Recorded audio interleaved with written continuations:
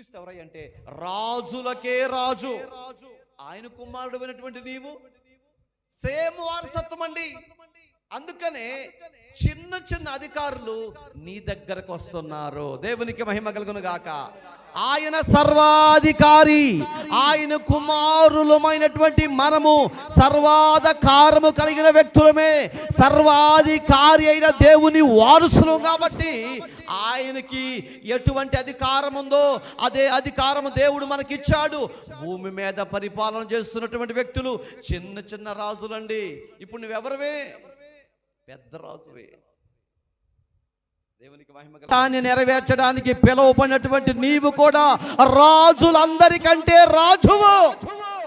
దేవునికి మహిమ కలుగును గాక. అటువంటి కృపిచ్చాడండి. అందుకనే రెండవ మాట ఏంటంటే దేవుని స్వరము నువ్వు వినటం వలన అనేకులను విడిపించ